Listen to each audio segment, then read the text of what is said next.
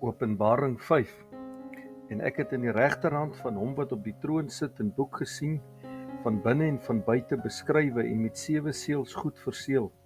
En ek het 'n sterk engel gesien wat met 'n groot stem uitroep: Wie is waardig om die boek oop te maak en sy seels te breek?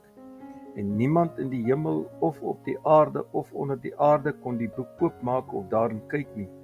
En ek het baie geween omdat daar niemand waardig bevind is om die boek oop te maak en te lees of daarin te kyk nie. Toe sê een van die ouderlinge vir my: Moenie ween nie, kyk, die leeu wat uit die stam van Juda is, die wortel van Dawid, het oorwin om die boek oop te maak en sy 7 seels te breek.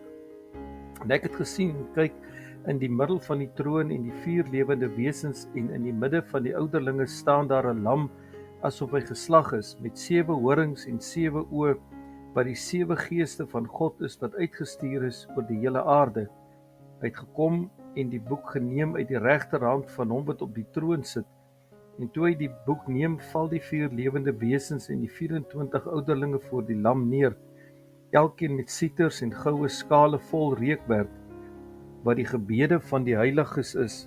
Toe sing hulle 'n nuwe lied en sê: U is waardig om die boek te neem en sy seels oop te maak, want U is geslag en het ons vir God met U bloed gekoop uit elke stam en taal en volk en nasie. En hy het ons konings en priesters vir ons se God gemaak, en ons sal as konings op die aarde heers. Toe sien ek en ek hoor 'n stem van baie engele rondom die troon en van die lewende wesens en die ouderlinge, en hulle getal was 10.000 van 10.000 en duisende van duisende. En met 'n groot stem het hulle gesê: Die lam wat geslag is waardig om te ontvang die krag en die rykdom en wysheid en sterkte en eer en heerlikheid en lof. En elke skepsel wat in die hemel en op die aarde en onder die aarde en wat op die see is en alles wat in hulle is, het ek hoor sê: Aan hom wat op die troon sit en aan die lam kom toe die lof en die eer en die heerlikheid en die krag tot in alle ewigheid.